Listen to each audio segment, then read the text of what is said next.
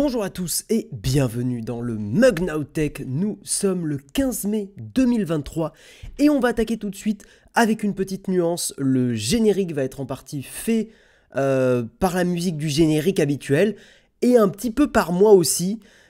Parce qu'en fait, on a des problèmes de droit sur le générique. Il y a une personne, on vous a déjà expliqué le problème, il y a une personne aux États-Unis, un humoriste aux États-Unis, qui nous a déposé sur sa chaîne YouTube la musique qu'on utilise aussi sur le générique du mug.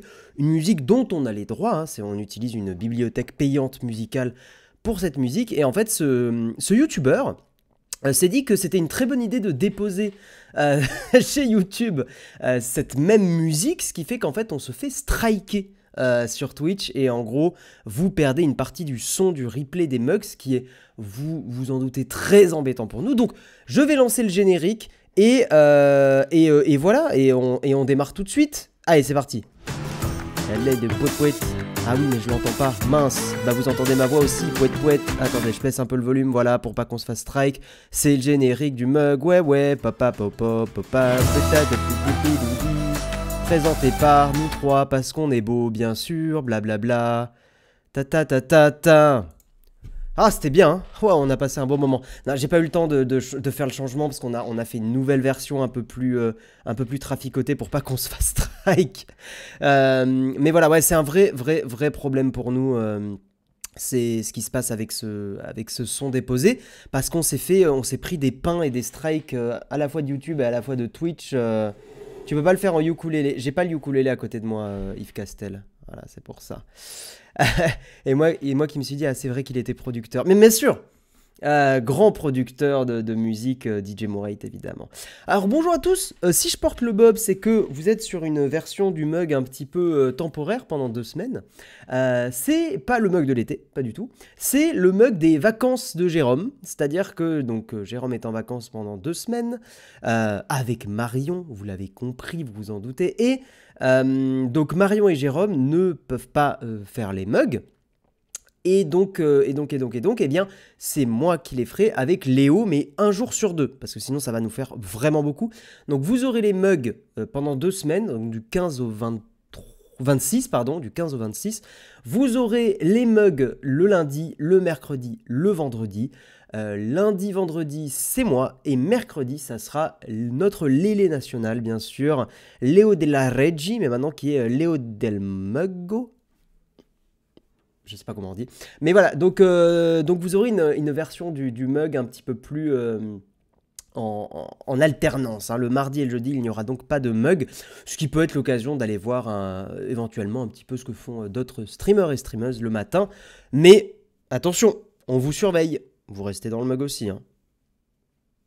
Bref, comment ça va les gens dans le chat? Salut, il y a eu du sub, mais incroyable, merci beaucoup. Attendez, je regarde ça tout de suite. Merci pour vos subs les gens, merci de nous soutenir. Rio City Hunter qui a pris un abonnement avec ton Prime, merci. Pulse aussi qui a renouvelé 18 mois d'abonnement, ce n'est plus de l'amour, c'est de la rage bien sûr. Grolb, mais merci Grolb pour ton abonnement, 37e mois d'abonnement, combien? Ouais, exactement. Pierre Nev aussi qui s'est réabonné, merci beaucoup à toi. 11 mois avec Nowtech, mais merci de ta fidélité. On est content que l'émission te plaise autant, mon cher Pierre Nev, merci vraiment beaucoup. Le train de la hype qui est en train de s'approcher, les gens, est-ce que vous allez démarrer le train de la hype? C'est le moment. On est lundi, on est le 15 mai, on est en 2023. Je sais pas où je vais avec ça. Le chouchou, le train de la hype, bien sûr, c'est maintenant. Let's go. Joli Bob. Oui, alors, ce Bob a une histoire. Aïe, aïe, aïe. Oh, le train de la hype qui est déjà niveau 2. C'est incroyable. Merci énormément, les gens. Merci Pierre Riche. Merci Antimateur. Pierre Riche, il dit bonjour à tous. Antimatière. EDJ qui a 19 mois d'abonnement. Ce n'est plus de l'amour. C'est du. C'est incroyable. Voilà, c'est incroyable ce qui est en train de se passer. Voilà. Quel Bob Gum. Ah, Hein Bon. Je l'ai acheté à la TwitchCon, j'ai donné de l'argent à notre propre boss qui est Jeff Bezos bien sûr. Les pigeons, les streamers, oh putain. On pense très fort à Flonflon. Ah oui, c'est vrai que mon amoureux Flonflon s'est fait ban sa chaîne. Putain oui, c'est vrai. C'est de l'actu. Est-ce que c'est pas de l'actu? Je sais pas si t'es dans le chat, Flonflon. Mais ça, c'est de l'actu aussi, c'est important. Non, en vrai, oui, ça montre, je trouve, le tournant. En gros, pour la petite histoire, le stream de Flonflon s'est fait ban 48 heures parce que Flonflon rediffusait l'Eurovision, comme il fait chaque année pour la commenter. Et en gros, bah, au bout d'un moment, voilà, ça passe plus. Ça passe plus. L'Eurovision, c'est géré par France Télé, il me semble. Et bah, au bout d'un moment, voilà, France Télé a dit bah mon coco, t'as pas le droit de rediffuser, ce qui en vrai, enfin voilà, c'est la loi. Hein. Flonflon n'a pas les droits de diffusion sur le contenu, et donc bah il s'est pris un pain. Maintenant, on pourrait avoir un débat sur le côté est-ce que commenter une émission en apportant un autre point de vue, en apportant des critiques, de l'analyse, est-ce que finalement c'est pas aussi une forme d'analyse journalistique? Le débat est lancé. Moi, je considère que le react, à partir du moment où c'est pas un react, on fait juste que rigoler, mais c'est un react où vraiment, quoique, même réagir en apportant une touche d'humour et tout ça, finalement, pourquoi pas aussi, hein. Mais on va dire qu'à partir du moment où tu regardes une émission et tu essayes d'apporter une analyse, une critique, des choses comme ça, moi, je considère que c'est une forme de travail journalistique et que bah, il me semble d'ailleurs qu'on a le droit à l'exception journalistique. Alors après, je connais pas bien les contours de cette loi, mais voilà, ça me paraît pas déconnant d'autoriser ce genre de choses. Mais ça se débat aussi. Je serai une chaîne de télé, je verrai des gens remettre mes contenus sur Twitch pour les analyser. Je pourrais aussi grincer des dents. C'est compliqué, c'est compliqué. Vous voyez, j'ai pas d'avis. Je pourrais vous dire, oh, c'est un scandale, Twitch et France Télé, c'est des cons, machin et tout. Non, c'est plus compliqué. C'est plus compliqué que ça. Après, il faut être journaliste, pas streamer. Ouais, bah après, tu peux faire du travail de journaliste sans avoir la carte de presse. Hein. T'as des youtubeurs qui sont bien plus sérieux que des journalistes. Hein. Il va vraiment falloir faire quelque chose car la TV ne se gêne pas de prendre des extraits de youtubeurs et streamers. Bah c'est mon poteau Diffen Intelligence qui s'est pris ça dans la face il y a pas longtemps. Diffen Intelligence qui s'est fait voler sur Quotidien sa voix par IA de Macron. Et Quotidien ne l'a pas cité correctement. C'était un scandale. C'était un vrai scandale pour le coup. Voilà. Il reste 1 minute les gens pour le train de la hype pour qu'on monte level 3. Chouchou bien sûr. En plus, ce jeudi, c'est férié. Oui, c'est aussi pour ça qu'on a fait lundi, mercredi, vendredi.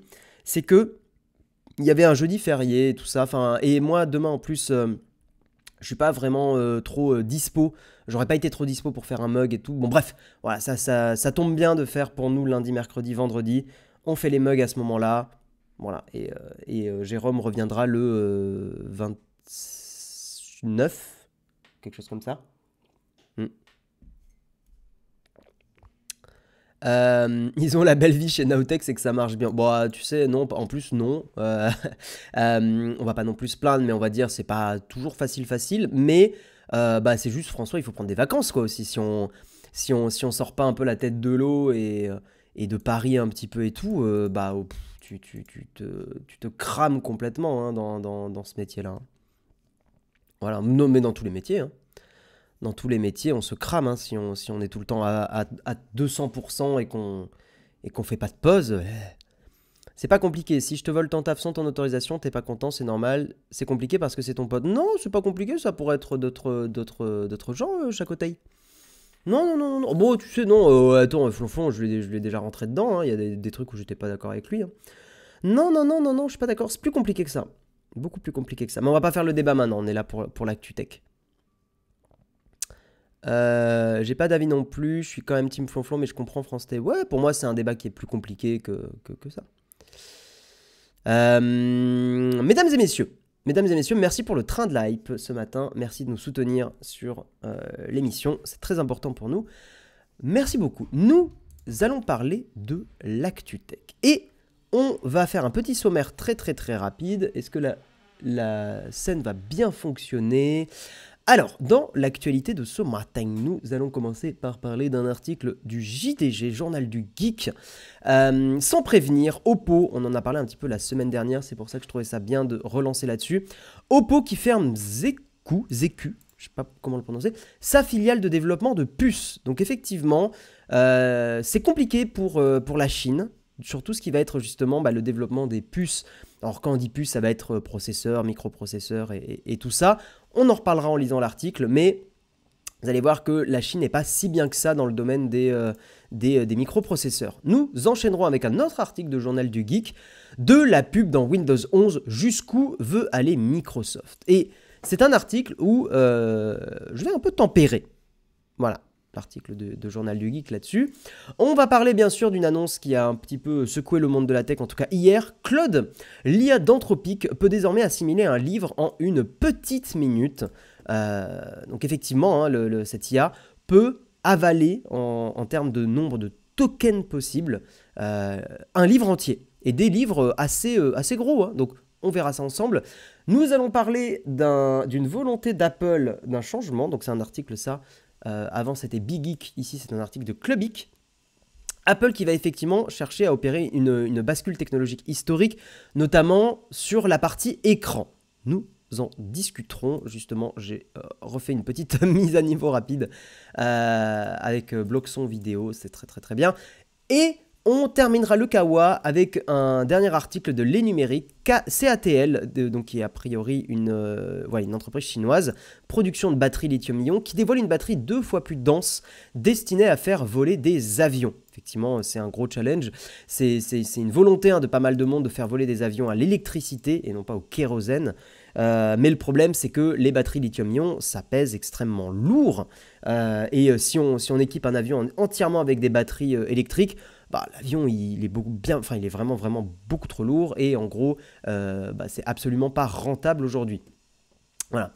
Et on fera une petite cerise sur le croissant avec un autre article des Numériques, 20 ans de prison pour un YouTuber qui a crashé son avion pour une vidéo. Un article qui, moi-même étant dans le métier, me donne envie de manger mon bob, voilà. Non, effectivement, c'est avec ce genre de news que, est difficile de bien faire voir nos métiers de création de contenu, hein. Compliqué. Bref, mesdames et messieurs, j'espère que ce programme du jour vous plaît parce que je n'en ai pas d'autre et je vous propose qu'on attaque tout de suite sur le Kawa.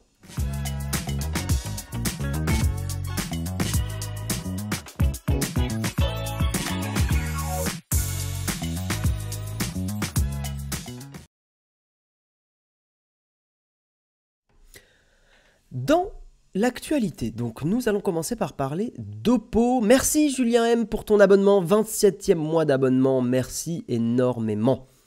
Par exemple, une collection entière d'Agatha Christie. Non, on va pas pouvoir faire manger une collection entière d'Agatha Christie pour l'instant. Clairement. Samuel ne stream pas de la télévision, c'est différent des droits journaux et télé. Maintenant, il y a le journaliste et le journaliste citoyen et la TV. Ah oui, d'accord, oui, tu rebondissais sur le débat de tout à l'heure, ok. Bonjour, pas de vacances, vous faites le plus beau métier du monde. On fait un métier chouette, je pense. Il me semble, je crois. Tonton a pris des vacances aussi. Ah oui, d'accord, Tonton a pris des vacances. Mais en même temps, Tonton, il stream aussi tous les matins, même plus tôt que nous. Hein, il est à 7h du mat, lui. Il a beaucoup de courage. Voilà, beaucoup de courage. Alors, nous allons donc commencer par parler d'Oppo. Petit article assez intéressant, notamment pour parler un peu du marché, de ce qui se passe dans les puces, dans les microprocesseurs. Sans prévenir, Oppo ferme ZQ, sa filiale de développement de puces. Le constructeur chinois Oppo a annoncé la fermeture surprise de sa filiale de conception de puces ZQ. Cette décision illustre les défis rencontrés par les entreprises chinoises qui cherchent à atteindre l'autosuffisance en semi-conducteurs.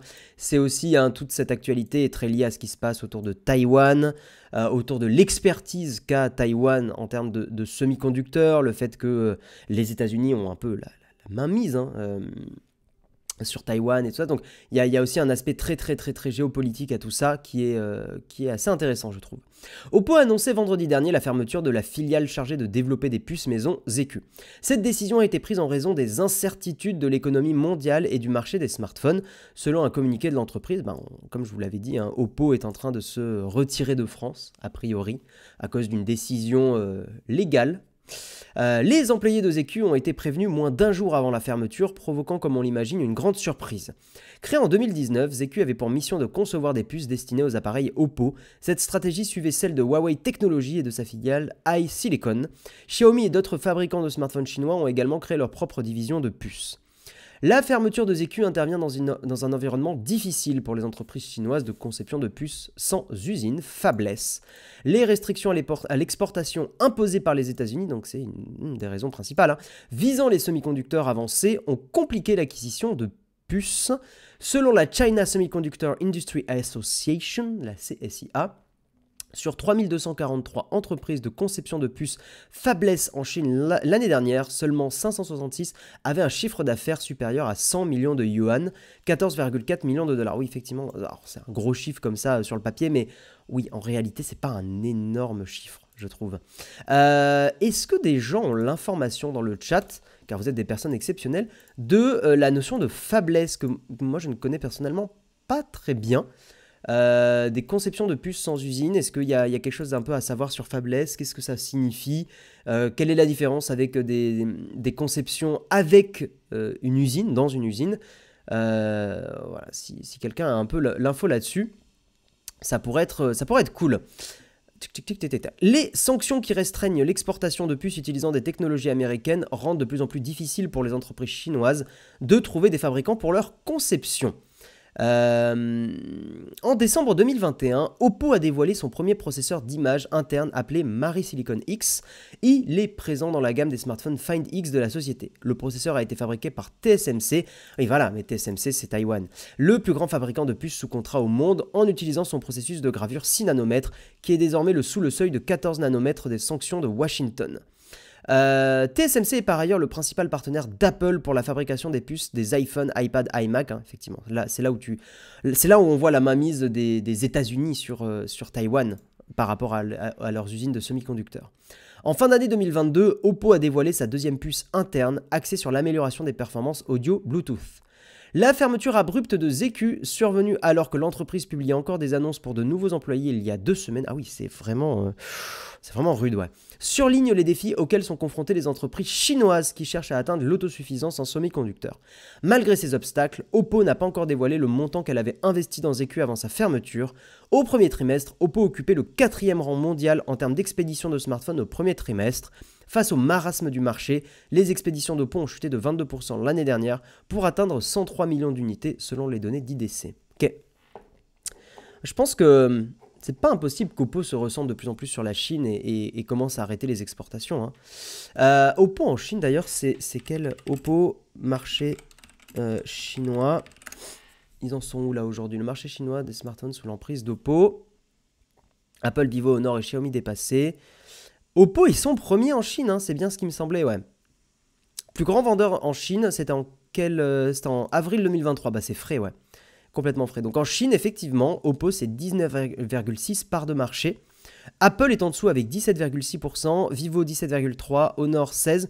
J'aurais mis Xiaomi beaucoup... Ah, pardon, excusez-moi, j'ai pas mis la scène. J'aurais pensé que Xiaomi était beaucoup plus haut. Xiaomi a 13% de parts de marché. Voilà. Mais effectivement, ouais, Oppo, 19,6%. 19,6% de part de marché Oppo sur le marché chinois. Donc effectivement, c'est pas un petit acteur, hein, loin de là. Hein. Je dis ça pour les personnes qui ne connaîtraient pas bien Oppo, qui auraient tendance peut-être à les sous-estimer. Non, Oppo, c'est vraiment énorme. Et voir qu'une marque comme Oppo, qui est pourtant première en Chine, a du mal à créer ses propres semi-conducteurs, ça montre l'avance de Taïwan. Ça montre l'avance de Taïwan sur la fabrication, l'ingénierie, et ça explique aussi donc effectivement toute la partie géopolitique. Pourquoi la Chine ziote énormément Taïwan? Alors il y a des raisons historiques plus profondes, mais c'est vrai que les raisons technologiques sont aussi, sont des raisons commerciales, hein, bien sûr. Aucune idée de fabless, mais c'est comme serverless, c'est du scam, il y a toujours un serveur, il y a toujours une usine de production. Ouais, c'est ce qui me fait un peu bizarre. On peut chercher ensemble, hein. Fabless, puce, définition. Alors, fabless. Le terme fabless... Ah, si, j'ai trouvé, ok. Ok, j'ai trouvé un blog qui apparemment l'explique. Donc les transistors, les microprocesseurs, blabla. Laissez-moi vous expliquer quelle est la différence entre un fabricant de puces fab et fabless. J'ai l'impression que c'est un truc qui a été traduit, ça a l'air d'être un truc un peu Ça a l'air d'être un truc italien traduit en français, donc c'est un peu, ça va être un peu étrange. Alors attendez, j'essaie d'avancer. C'est grâce au travail de Maurice Chang. La meilleure façon de réduire les déchets et de ne pas être à perte était de partager ce surplus avec d'autres entreprises, en particulier sinon j'ai l'info dans l'oreillette. Le terme faiblesse, contraction des mots fabrication et laisse, une société qui conçoit ses produits et sous-traite l'intégralité de sa fabrication. Le modèle a d'abord été... Ah oui, bah donc comme Apple, globalement. Apple est considéré comme faiblesse, j'imagine, vu qu'ils conçoivent mais ils ne fabriquent pas. Et c'est un modèle qui a été développé dans le secteur des semi-conducteurs, puis s'est développé à tous les secteurs d'activité. D'accord. Donc faiblesse, c'est les entreprises qui font uniquement la conception. D'accord. Mais qui ne font pas la production. Ok, ok. Ouais, bon, c'est une façon un peu détournée de... Enfin bon, ok. Apple n'a pas des usines en Chine. Bah, Apple a fait appel à Foxconn, et je crois que c'est toujours le cas. Mais ce ne sont pas des usines Apple. Apple sous-traite.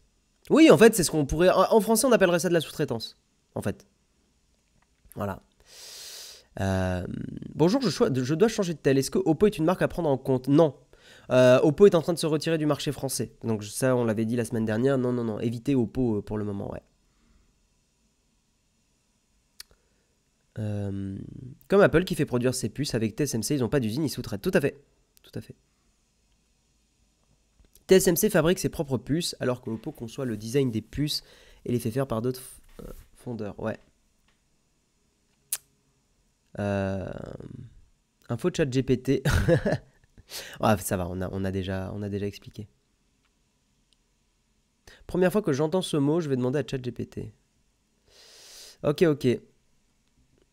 Après, les seuls qui arrivent à faire concurrence à TSMC, c'est Samsung. Oui, et ça explique aussi, vous vous rappelez pourquoi Samsung avait fait ses propres puces. Samsung avait fait les puces qu'on a sur les appareils Samsung, c'est les Exynos.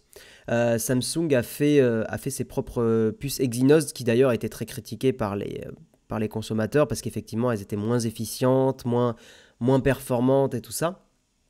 Et si Samsung fait ça, c'est pour justement essayer de se sortir de l'espèce de monopole qu'a TSMC sur la production de puces, sur les Snapdragon et tout ça. Alors que je dise pas une bêtise, hein, on va fact-checker, mais Snapdragon, il me semble que c'est bien produit par TSMC.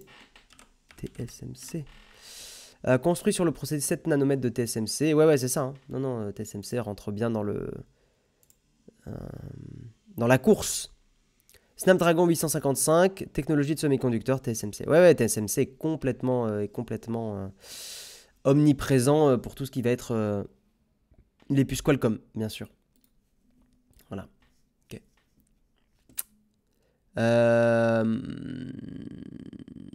Hello chouette Bob, merci. Le problème, c'est pas la production de Samsung, c'est le design de leurs puces. Oui, d'accord, mais en gros, c'est la conception, oui. C'est la conception des puces. Mais parce qu'ils n'ont pas l'expertise de TSMC aussi. Parce que TSMC, il me semble, il me paraît pas déconnant de penser qu'ils co-conçoivent avec Snapdragon et Qualcomm. Enfin, qu'ils co-conçoivent avec Qualcomm les puces, hein, pour justement avoir quelque chose qui fonctionne. Qui fonctionne et qui soit optimisé et qui donne des bons procos. Et Wiko, ouais. Apple produit aussi en Inde. Oui, c'est vrai, mais je pense qu'ils sous-traitent en Inde. Je crois pas que ce soit des entreprises Apple. TSMC a de l'avance sur la finesse de la gravure. Aussi, ouais. Mais la finesse ne fait pas tout. La finesse fait énormément. La finesse permet d'avoir une plus faible consommation électrique. Enfin, il y a plein d'avantages, évidemment. Mais ça fait pas tout. Ça fait pas tout. TSMC ne fait pas du tout de conception. Ok, on va checker. Hein. C'est pas le marché où je suis le plus expert. Hein, donc, Taïwan, machin. Et la plus importante fonderie, ok. Site de production, ok. Client. TSMC s'interdit de créer ses propres puces. Et donc, c'est un partenaire plutôt qu'un partenaire des sociétés de semi-conducteurs. Ok.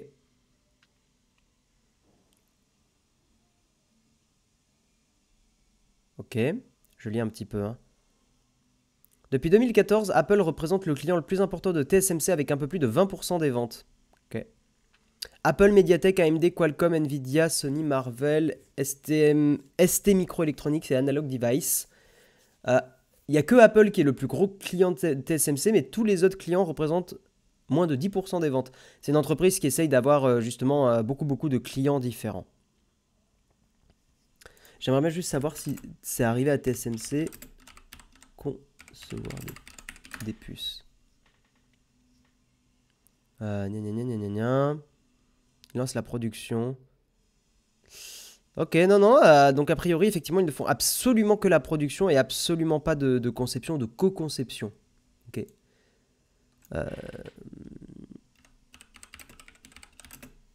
Attendez, je cherche un dernier truc pour être sûr. Non, effectivement. J'ai pas l'impression qu'ils co-conçoivent. Ok, non, ils font absolument que la production. Très bien. Non, mais c'est bien, je voulais vérifier. Pour pas dire une bêtise.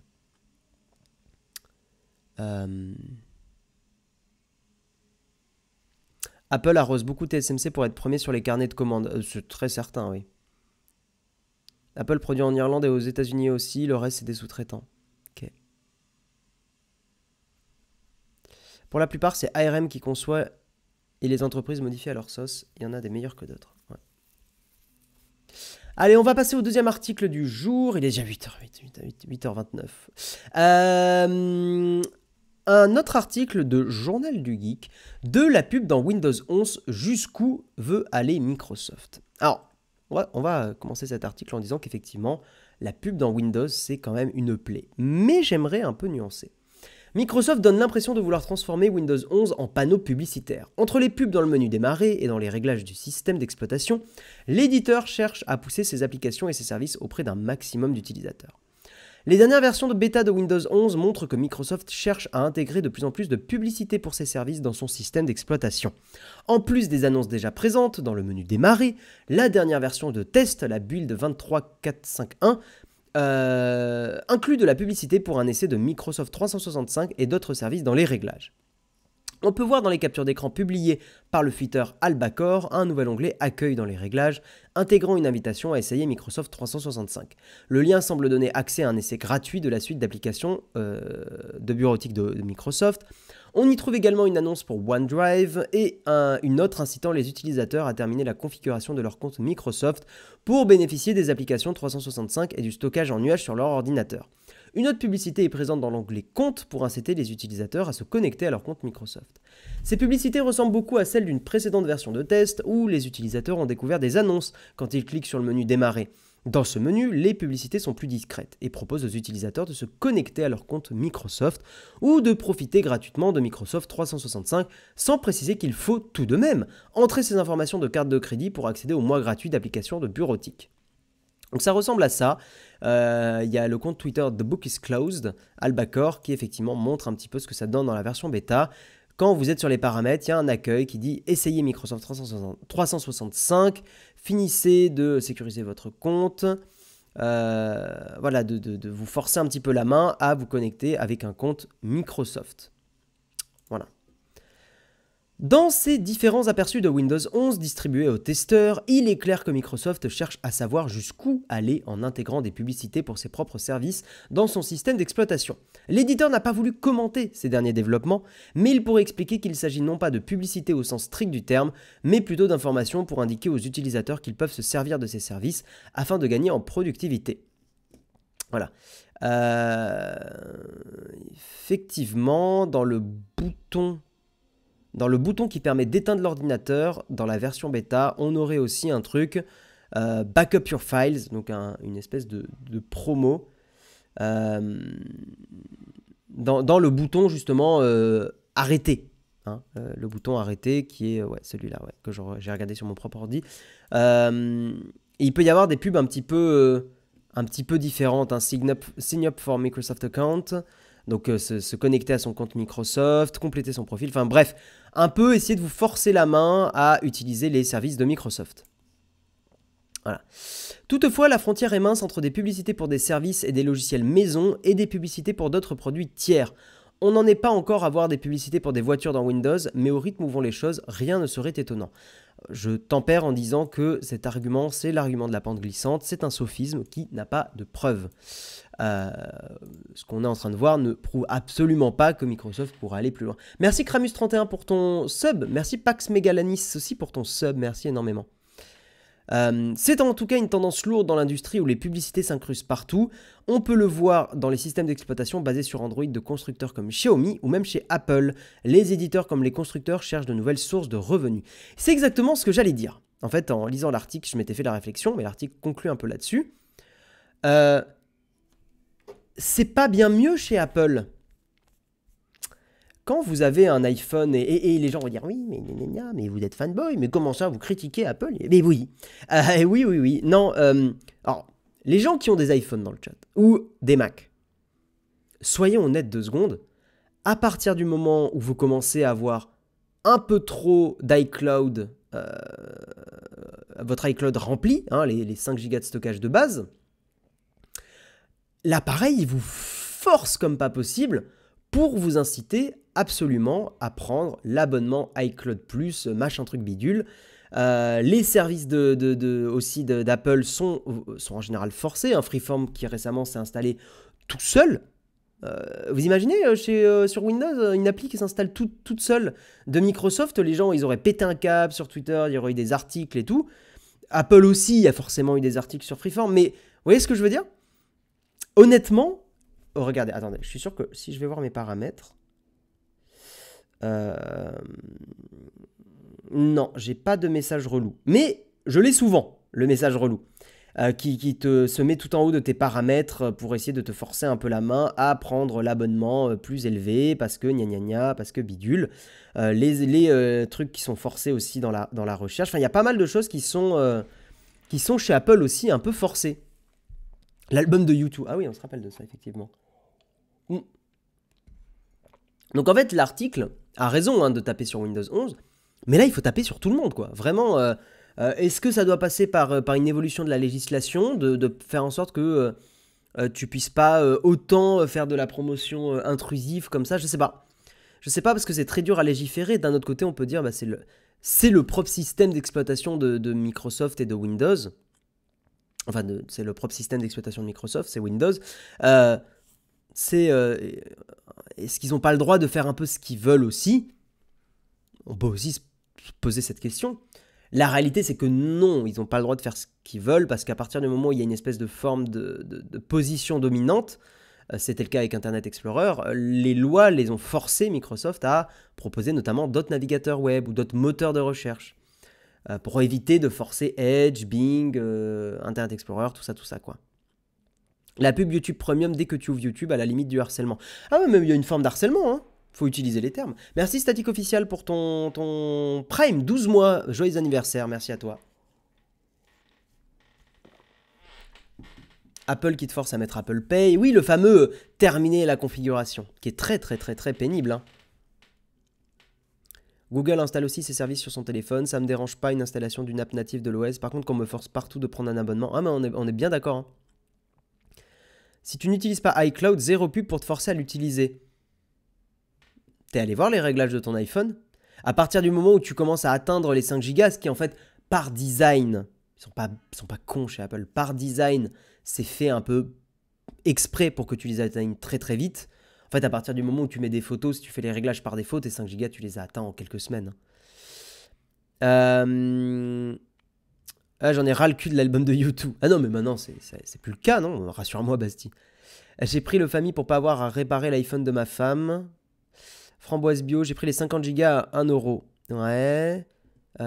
Ils ont fait un effort car on peut maintenant désinstaller des apps natives sur iOS. Ouais, c'est vrai. Pas toutes. Toi, tu trouves ça normal après, que ce soit pour Microsoft ou Apple, c'est le nerf de la guerre? Bah, en fait, la question, Basti, c'est toujours... toi, ça te choque peut-être pas, mais fut une époque, effectivement, c'est ce que je disais, bah, Microsoft s'est pris des pains parce qu'ils forçaient Internet Explorer sur leur système d'exploitation. Et en soi, moi, je peux faire le parallèle. Là, ils sont en train de forcer OneDrive. Ils sont sur Microsoft. Hein, OneDrive est préinstallé. On te donne vraiment... Enfin, on te fait tout pour que tu stockes des trucs sur OneDrive. il paraîtrait pas déconnant que d'autres solutions de stockage à la Dropbox et ce genre d'alternatives puissent être aussi proposées. Merci Vlad Josiane pour ton sub. Merci pour tes 23 mois d'abonnement. Merci énormément. Ouais, OneDrive, pour le faire dégager, c'est compliqué. Hein. C'est pareil sur Google, surtout dans Gmail. Quand c'est plein, il y a une barre rouge tout le temps qui te dit de prendre un abonnement. Ouais. C'est c'est des dark patterns. Hein. Basti l'a déjà expliqué plusieurs fois en vidéo, mais c'est des patterns qui sont faits exprès pour vous agacer. Et les êtres humains n'aiment pas avoir des messages et des choses qui disent « il y a un problème ». L'être humain déteste ça. Et en général, on va toujours essayer de trouver la solution pour enlever des choses qui sont agaçantes. Mais si tu peux pas retirer facilement quelque chose qui est agaçant, tu risques de céder et de sortir la carte bleue. C'est aussi des services gratuits, donc normal de pousser le payant. Bah c'est pas gratuit. On va pas refaire le débat de données collectées, mais c'est pas des services gratuits. À partir du moment où tu payes avec tes datas, c'est pas gratuit. C'est gratuit parce que tu sors pas la carte bleue, mais c'est pas gratuit. Ouais, c'est des dark patterns, ouais, bien sûr, bien sûr. J'utilise l'app photo pour synchroniser sur mon Synology de 32 Tera. C'est pas anticoncurrentiel contre Dropbox. D'ailleurs, bah, c'est des questions qui peuvent se poser. C'est là où moi ma limite du mug, c'est que je suis pas légaliste. Je suis pas avocat, je suis pas juriste, je suis pas un expert dans qu'est-ce qui va être concurrentiel, anticoncurrentiel. Je dis juste, mon rôle par contre, c'est de vous rappeler ce qui s'est passé avec voilà, Microsoft dans le passé, de faire un peu d'histoire de la tech quand il faut. Et effectivement, en tout cas, bah, Microsoft s'est déjà fait taper sur les doigts. Et ce qui est en train de se passer sur l'iPhone avec la possibilité d'installer des applis sans passer par l'App Store, c'est des choses aussi qui sont là pour protéger. Ce qu'il faut rappeler avec toutes ces lois, c'est qu'elles sont là pour protéger les consommateurs. Alors, on peut les critiquer, des fois certains trouvent que ça va trop loin, etc. Bon, ça se discute. Mais le focus principal de ces lois, en règle générale, anticoncurrentielles, c'est de vous protéger, pas de vous faire chier. Ça, c'est important de l'avoir en tête. Si législation il y a, je pense que ça va prendre des semaines, pour ne pas dire des mois, pour que Microsoft l'applique. Oh non, tu sais, les entreprises, elles peuvent vite appliquer quand des lois tombent et qu'elles peuvent risquer des amendes, surtout si les amendes commencent à prendre de l'ampleur. Surtout que les grosses entreprises, en fait, n'ont pas l'excuse de ne pas savoir. C'est surtout ça. Une petite entreprise peut très bien dire « Ah, mais on est une toute petite équipe, on savait pas, machin. » Ça, devant un juge, ça peut minimiser. Un Microsoft, il sait très bien. Oui, Windows n'est pas gratuit non plus. Hein. Il y a de la télémétrie, il y a des données collectées. Non, non, Windows... c'est vrai qu'en plus, même je dis ça, mais Windows est payant... si vous voulez acheter une clé, oui, ça coûte de l'argent, ouais. ChatGPT en Italie a été mis à jour très vite avec la législation. Ah non, non, mais ça peut aller vite, hein. Faut pas croire. En parlant d'IA, tu me fais la bonne transition. Il est 8h40, on va avancer. Nous allons parler de Claude, bien sûr. Hein. Claude, l'IA d'Anthropic, peut désormais assimiler un livre en une petite minute. C'est un truc que j'aimerais bien tester. Faudrait que j'aille voir, mais je crois que c'est payant Claude et on a déjà ChatGPT, donc ça commence à faire un peu beaucoup. Article de biggeek.fr. L'IA générative Claude peut désormais ingurgiter... Il y a une faute là. Je suis pas relou avec les fautes, mais celle-là elle picote un peu. Ingurgiter pas moins de 100 000 tokens, ce qui lui permet de lire et comprendre un livre en moins d'une minute. Anthropic annonce avoir augmenté grandement la qualité d'information que son intelligence artificielle générative, Claude, est capable de traiter. Claude voit ainsi sa limite passer de 9000 à pas moins de 100 000 tokens, soit environ 75 000 mots, ou l'équivalent souvent d'un bon roman. Pour remettre les choses en perspective, Claude est désormais en mesure de lire et de terminer L'adieu aux armes d'Ernest Hemingway, Frankenstein de Mary Shelley ou Les aventures de Tom Sawyer de Mark Twain. Et comme The Verge le précise, l'entreprise explique que Claude peut lire et analyser toutes les informations de chacun de ses livres en moins d'une minute. L'IA générative Claude peut désormais donc ingurgiter, même faute, pas moins de 100 000 tokens. Les IA génératives comme Claude sont encore limitées par le nombre de tokens qu'elles peuvent traiter. Comme OpenAI l'explique dans sa page d'aide, vous pouvez voir ces tokens comme des morceaux de mots. Oui, effectivement, quand on utilise ChatGPT, en fait, vous ne donnez pas des mots, c'est des blocs Ils sont découpés, les mots, pour être mangés par l'IA. Techniquement, je ne sais pas pourquoi d'ailleurs, il faudrait que je me renseigne un peu là-dessus. L'IA coupe les mots pour le traitement, et ceux-ci ne sont pas toujours coupés depuis le début dans la mesure où les espaces et autres caractères sont aussi inclus. À l'heure actuelle, le modèle GPT-4 standard d'OpenAI est capable d'ingurgiter quelques 8000 tokens, tandis que la version étendue en gère 32 000. Dans le même temps, le chatbot ChatGPT est disponible au grand public à une limite fixée à environ 4000 tokens. Claude est désormais capable de traiter bien davantage d'informations. Selon Anthropic, elle a pu charger Gatsby le magnifique dans son IA pendant ses tests et modifier une seule ligne pour dire que Nick Carraway était un ingénieur logiciel qui travaille sur des outils de machine learning chez Anthropic. Claude a pu identifier la modification introduite en seulement 22 secondes. Oui, c'est assez rapide, hein. Cette augmentation de tokens de l'IA d'Anthropic est aujourd'hui disponible aux sociétés partenaires de l'entreprise qui utilisent son API. Anthropic explique que cette capacité étendue aidera les entreprises à analyser rapidement du contenu pour produire des résumés, qu'il s'agisse de documents financiers verbeux ou de papiers de recherche, traiter des documents juridiques, identifier les risques et points de litige potentiels dans des documents légaux ou même comprendre une documentation complexe pour les développeurs, entre autres choses. Voilà. Voilà, c'est la fin de l'article. Voilà. Mais effectivement, hein, ça avance à une vitesse hallucinante, l'IA, et toutes les semaines, il y a... vous savez qu'en réalité, on pourrait faire le mug. Il y en a qui vont tomber de leur chaise. Si on voulait, on pourrait faire le mug qu'avec de l'actu IA. Tellement il y a de l'actualité sur l'IA. Il y a tellement de services qui s'ouvrent au quotidien. Il y a tellement d'innovations en permanence. Il y a tellement de trucs qui bougent tout le temps. On le fait pas parce que sinon même nous on serait complètement gavés, mais ouais, il y a du changement tout le temps. Mon grand-père s'appelle Claude, je savais pas qu'il était IA, exactement. Le NLP fonctionne avec des entités uniques, BE, DE, qui reviennent souvent, les tokens. Fox News a ouvert un compte Twitter qui ne parle que de l'IA, ok. D'ailleurs, ça serait intéressant de ne lui faire lire que les 3/4 du livre et de lui demander s'il a une idée sur la coupable. Tu sais, il y a plein de tests à faire, Baron Marotin, je suis d'accord. Je suis d'accord que ça serait très drôle. Après, c'est possible, Baron Marotin, que oui, parce que... et en fait, il faudrait lui faire lire un livre, Baron Marotin, qui n'existe pas encore. Parce que si tu lui fais lire un Agatha Christie, en fait, il a déjà été entraîné sur probablement le livre, par sa base de données et tout. Donc, il est probable qu'il ait déjà... qui te génère en fait la solution du livre. Parce que pour lui, c'est le plus probable de régénérer la fin du livre et d'avoir la solution. NLP, le Natural Language Processing. Ah oui, d'accord, ok.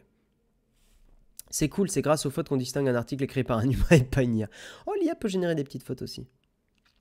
Si j'avais eu ça, je me serais pas tapé les boosts de Zola au lycée. Ah, tu peux pas dire ça, Harpeline, je suis pas d'accord. Je suis pas d'accord. Germinal Banger, hein. Incroyable.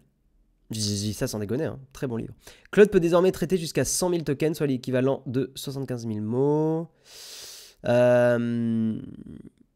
Super pour les débats religieux. Ah, tu veux dire pour l'analyse de la Bible, de la Torah et du Coran, c'est ça? Des livres religieux? Tu sais, même, même en les analysant, ce sont des livres à interprétation. Donc, on va pas rentrer dans un débat religieux maintenant, mais il y a beau... Déjà qu'il y a de l'interprétation dans nos vidéos YouTube, alors t'imagines sur des bouquins religieux, c'est pas possible. Non, mais c'est des livres à interprétation, tu peux trouver des... Enfin, bref. Non, on va pas rentrer dans ce débat-là. Le pauvre... Du coup, je peux lui demander ce que cherche à indiquer Agatha Christie dans le crime de l'Orient Express. Oui.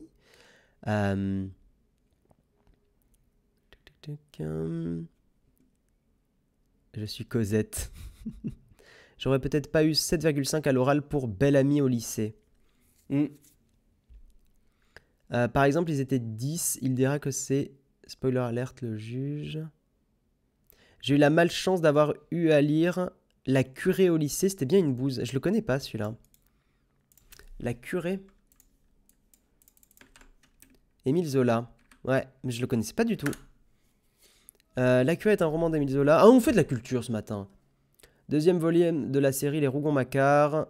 Il a pour thème la vie débauchée de Paris au Second Empire, que Zola résume en ce groupe binaire, l'or et la chair. Ok. Le personnage principal va faire une rapide fortune en spéculant sur les futurs terrains à bâtir à l'époque des grands travaux menés à Paris par le baron Haussmann. Ok. Très bien. Je pense pas que je le lirai, mais très bien. Euh, Le pire, Stendhal avec le rouge et le noir, un supplice de jeunesse. C'est vrai qu'il y a quand même des livres qu'on lisait au collège et au lycée qui étaient un peu velus, hein. Moi, le pire que j'ai lu, c'est le Père Goriot. Le Père Goriot, il était velu quand même, hein, le Père Goriot, hein.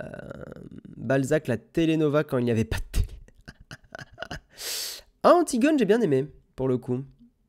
C'est déjà les vacances. Alors, c'est ce qu'on a expliqué, Hugravis. Pour les gens qui débarquent dans le mug et qui n'étaient pas là au début et en introduction, Jérôme et Marion sont en vacances pendant 2 semaines, donc le mug ne sera que les lundis, mercredis et vendredis. Je fais lundi et vendredi et Léo fait le mercredi. Voilà. Justement, les livres classiques, on n'a pas envie d'avoir un résumé, c'est le style d'écriture de l'époque qui en fait le charme. Ouais, après, ça peut être un peu compliqué à lire, hein, quand même, hein, des fois. Le problème de ces classiques, c'est qu'on les lit trop jeunes et quand on les lit en les choisissant plus tard, on y trouve bien plus d'intérêt. Ouais, c'est le débat éternel de l'éducation. Enfin, c'est un des débats éternels de l'éducation. C'est que d'un autre côté, si tu les fais pas découvrir aux étudiants, enfin aux collégiens et aux lycéens, pourquoi ils les reliraient plus tard? Tu vois, si tu leur as jamais parlé de la littérature classique. Non, moi je pense qu'il y a un côté, il faut trouver un équilibre. Mais ce qui est déjà à peu près le cas, je pense. C'est juste que quand t'es au collège et au lycée, bah. T'as pas envie, quoi, en fait. C'est tout. C'est que ça te donne pas trop envie. Le plus gros scam que j'ai fait, c'est de prendre un bouquin qui était un résumé de Salambo. Que j'ai re-résumé. J'avoue que j'avais rien capté, mais le prof a aimé. Bon, bah écoute. Lorsque le livre n'est pas une obligation, le plaisir ne peut pas vraiment avoir lieu. C'est automatiquement considéré comme une corvée pour l'élève. Ouais. À notre âge, on lit une page et on s'endort. Étant un procrastineur pro au lycée, je lisais tous les livres en ultra diagonale 1 heure avant la date finale. Autant te dire que j'ai rien retenu des livres. Ah bah ouais, mais t'es obligé de... Enfin, si tu veux lire correctement les livres et retenir les choses, t'es obligé de prendre le temps. T'es obligé de prendre le temps. Si tu les lis en diagonale... Clairement... C'est pour ça d'ailleurs que... les Harry Potter, moi je sais que je lisais pas du tout. En fait, les premiers Harry Potter, 1, 2, 3, 4, je les ai lus vraiment de façon très, très profonde, on va dire. Et tous les tomes après, à partir du 5, je sais que je lisais beaucoup plus en diagonale. Bon, j'adorais l'histoire et tout, mais ils étaient plus... ils étaient beaucoup plus... comment dire? Je sais pas, j'étais moins dedans et donc je les ai plus lus en diagonale, quoi. Jamais lu Harry Potter, c'est une chouette lecture quand même.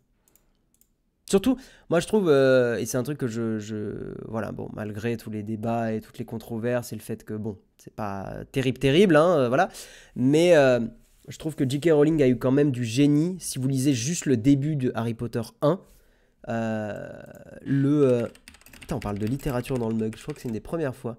Début Harry Potter 1, les premières phrases...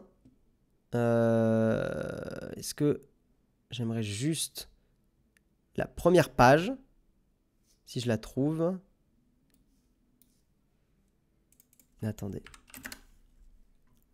Le début d'Harry Potter 1. J'ai peur que je ne trouve pas juste la première page. Attends. Harry Potter 1. Après, on va passer à la suite, hein, de l'actu tech, vous inquiétez pas. Alors... Ah, je crois que je l'ai trouvé. Je l'ai trouvé. Qui n'est pas... Non, c'est pas ça le début.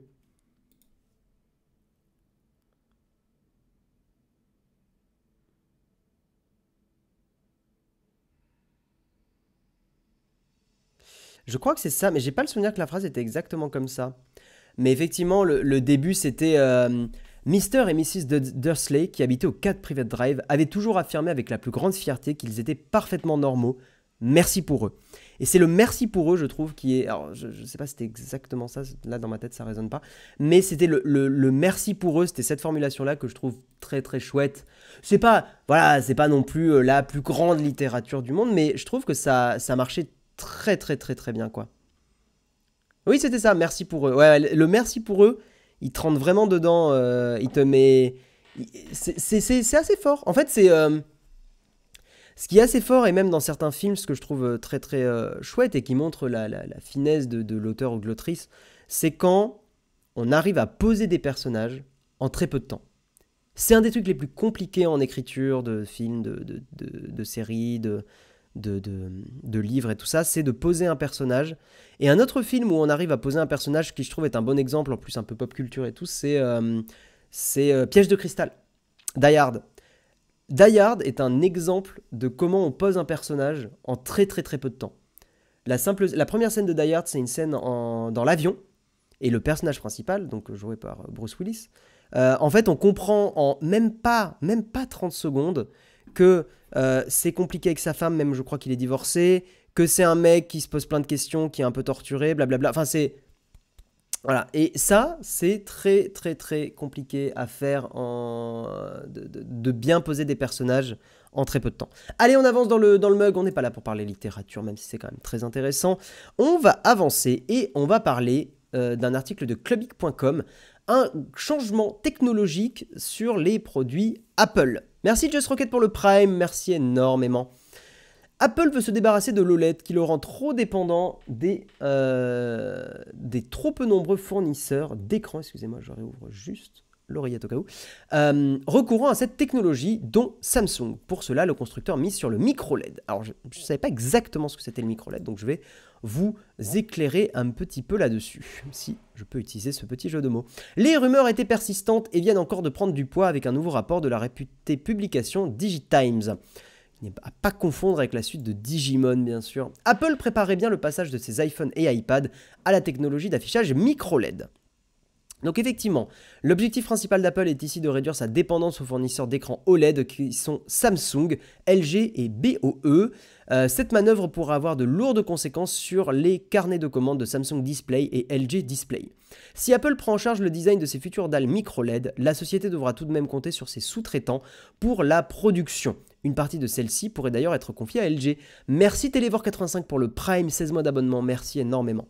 La transition vers le micro-LED, présentée comme une technologie d'affichage ultime quasiment sans défaut, là où l'OLED pêche sur la luminosité notamment, et d'ailleurs et aussi le mini-LED, parce que mini-LED c'est ce qu'a actuellement Apple sur certains produits, on va en reparler, ne sera pas sans conséquence sur les coûts de production. C'est pourquoi Apple intégrera ses premiers écrans micro-LED dans des produits orientés très haut de gamme dans un premier temps. Le premier appareil de la marque à la pomme doté d'un écran micro-LED serait la prochaine génération de l'Apple Watch Ultra, qui devrait être lancée en automne 2024 aux côtés de l'iPhone 16. Il y a quelques années, Apple avait déjà marqué son adoption de l'OLED à travers ses montres connectées. Si l'essai est concluant, nous pourrons alors nous attendre à voir débarquer deux premiers modèles d'iPhone et d'iPad embarquant un écran micro-LED à partir de 2025. Pour les MacBooks, cette technologie se montre plus problématique, très coûteuse, elle semble encore peu adaptée à de grandes surfaces d'affichage. Voilà, alors petite précision, effectivement, quelle est la différence entre les mini-LED et les micro-LED? C'est que, alors, où est-ce qu'il était le truc sur les mini-LED? Donc mini-LED, c'est effectivement la technologie qu'on a aujourd'hui, par exemple sur des télés, mais aussi sur l'iPad. Donc c'est une technologie d'écran, rétroéclairage de la dalle exploitant des mini-LED, c'est plus puissant et plus modulable qu'un rétroéclairage LED classique. Donc c'est pas de l'OLED, attention, on est toujours sur une dalle LCD quand on fait du mini-LED. Ça permet d'afficher des images HDR, gérer plus précisément la luminosité de l'image. Le truc c'est qu'effectivement on a un peu des espèces de halo quand on utilise un écran mini LED et il y a beaucoup de gens sur iPad qui s'en plaignent un petit peu, surtout quand il y a beaucoup d'obscurité. Voilà. Tandis que le micro LED, la technologie micro LED s'apparente directement au diode OLED. Donc en fait le micro LED se rapproche plus de l'OLED, qui est effectivement l'une des meilleures technologies pour les contrastes. Le micro LED produit sa propre lumière, donc effectivement comme de l'OLED. Chaque pixel de l'image d'une TV micro LED est ainsi constitué de 3 micro LED RVB, très lumineuses, pique à 2000 nits, possibilité théorique d'atteindre voire de dépasser 100 000 nits, bon ça c'est la théorie. Les micro LED offrent un rendement bien supérieur aux OLED, aux technologies OLED, et surtout, il y a la différence entre micro LED et OLED, c'est sur les matériaux mis en œuvre pour la fabrication, et notamment, je vous passe un peu la technique, mais notamment le micro LED, il n'y a pas de marquage des diodes, contrairement au OLED. Vous savez, le OLED, c'est la brûlure d'écran, on appelle ça. Et bien, le micro-LED, normalement, n'aura pas de brûlure d'écran. Voilà pour en gros la différence entre ces technologies d'écran. Bonjour, jusqu'à présent, le micro-LED était à 1000 $ par pouce. Ah non, mais c'est une technologie qui est en train de réduire petit à petit. Voilà. Le prochain iPhone coûtera un bon paquet de SMIC, mais bon, bah, on verra. Je trouve ça vraiment bien qu'Apple tente de plus en plus vers une autonomie de tous ses composants et logiciels, c'est plutôt rassurant. Ouais, moi je trouve qu'il y a une analyse un peu politique à faire là-dessus, c'est que oui, c'est bien, parce que l'entreprise se rend indépendante et n'est plus... voilà. Mais d'une certaine façon, la stabilité politique du monde réside aussi dans le fait que tout le monde commerce avec tout le monde. Et à partir du moment où des pays commencent à s'ostraciser et commencent à s'isoler complètement, et ne commercer qu'avec eux-mêmes à l'intérieur du même pays, en fait, les échanges internationaux permettaient d'éviter des guerres, parce que tu vas pas aller attaquer ou foutre le bordel dans un pays avec qui tu es allié économiquement. Alors, certains vont tomber de leur chaise et vont dire mais en fait il y a des l'Alcagne. Oui, je sais, les États-Unis et la Chine se tapent dessus depuis là, commencent à se bien chamailler. Mais globalement, le fait de commercer avec d'autres pays fait que tu ne vas pas dépasser certaines limites. Voilà. Tu vas pas, les États-Unis vont pas rentrer en guerre frontale avec la Chine. Ça serait complètement... enfin, j'espère, hein, voilà. Et le truc, c'est qu'effectivement, plus un pays commence à s'isoler, plus... voilà, plus ils s'en foutent quoi, d'aller faire chier d'autres pays, plus ils peuvent mettre le bordel pas possible. Enfin, donc le commerce international est un gage de paix ou de stabilité, dirons-nous, mondiale. Et effectivement, une entreprise comme Apple qui commence à s'isoler et à se renfermer sur elle-même, c'est très bien pour leur business, mais aujourd'hui, c'est le fait que TSMC et Apple bossent aussi beaucoup ensemble qui fait que peut-être ça fait partie des raisons qui font aussi que la Chine n'envahit pas Taïwan et n'est que dans la menace, alors menace assez violente, mais la menace quoi.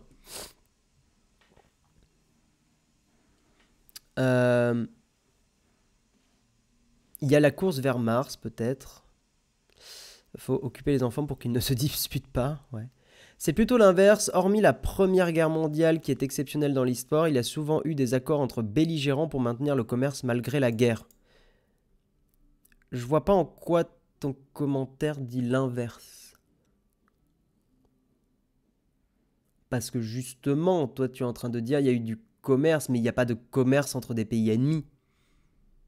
Donc pour moi, ton commentaire, de Babylone, il fonctionne pas, il me semble. Grâce aux travaux d'Apple, le micro-LED va se démocratiser dans les TV. Ah oui, ça par contre, ça peut totalement commencer à démocratiser, ouais. Quand j'étais à la Fnac de Monaco, j'ai vu que même une Pixel Watch d'exposition a un burn-in, là où les autres, ça va, mais sinon le micro-LED, ça peut être une bonne idée. Ouais, après, l'OLED est plus ou moins bien géré. Chez Apple, c'est pas trop mal géré pour éviter que ça burn, mais ça peut brûler, ouais.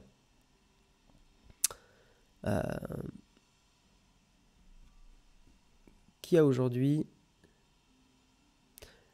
il faut que tu précises, Bad Babylon. Tu peux pas dire oui. Qui aujourd'hui a envie d'entrer en guerre avec l'Allemagne qui a été un grand ennemi historique de la France, c'est QFD. Oui. Ce que je veux juste dire, c'est qu'effectivement, plus il y a du commerce entre des pays différents, moins ces pays ont des raisons de se foutre sur la gueule. Voilà. Globalement. Et plus des pays se referment sur eux-mêmes, plus c'est compliqué. Quel est l'intérêt d'être pote avec un pays si t'as pas d'accord de commerce en fait, si tu commerces pas avec. J'avais du burn-in sur mon iPhone 12 Pro à cause des bandes noires de YouTube. On voyait que les zones de bande étaient plus lumineuses sur fond blanc. Ah, parce que tu regardes beaucoup YouTube avec ton iPhone, ok.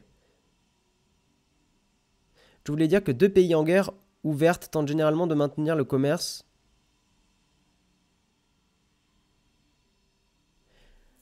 Deux pays en guerre ouverte tentent généralement de maintenir le commerce.